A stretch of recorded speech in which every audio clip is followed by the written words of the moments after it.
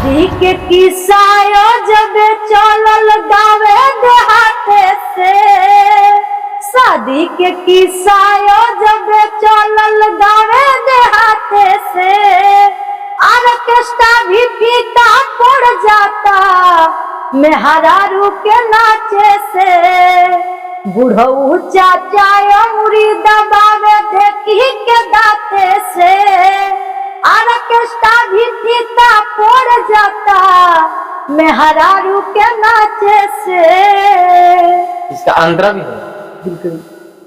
पहले के शादी में घर के औरत खाना बनावत रहे, बाहर से आवस नाचे वाला बतिया सभे कहे। अब तो उल्टा हवा बहता हरदी के राते से, ऑर्केस्ट्रा भी फीका पड़ जाता मेहरारू के नाचे से।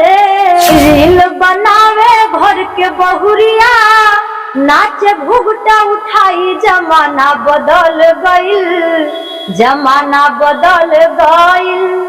जींस पहन के नौकी छोकरिया नाचे वीडियो बनाई, जमाना बदल गइल, जमाना बदल गइल। इसका आंध्रा भी है।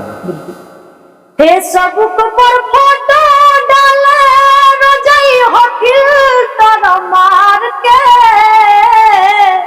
धैले बनाता सगरो बिया होलयूर कुआर के।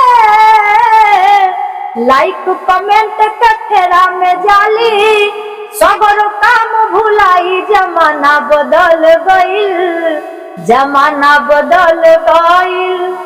रील बनावे घर के बहुरिया नाचे घुघटा उठाई, जमाना बदल गइल, जमाना बदल गइल। आपका गाना जो है काफी वायरल हुआ था सोशल मीडिया पे। जी जी बिल्कुल। लेकिन आप जो है केवल पारंपरिक गाना गाती है, अश्लील वगैरह ये सब नहीं लगाती है? बिल्कुल नहीं, बिल्कुल। लेकिन फिर भी आप पारंपरिक गाना गा करके लाखों के दिलों पे जो है राज करती है। हमेशा जो है आपका कोई भी गाना आता है पारंपरिक ही गाना आता है जो सोशल मीडिया पर ट्रेंड करता है जी।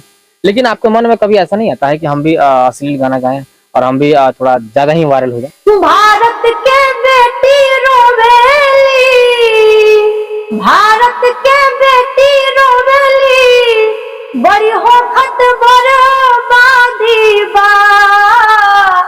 दहेज मिटा दी मोदी जी, दहेज हटा दी योगी जी, लड़किन के होत ना शादी बा। दहेज मिटा दी मोदी जी, लड़किन के होत ना शादी बा।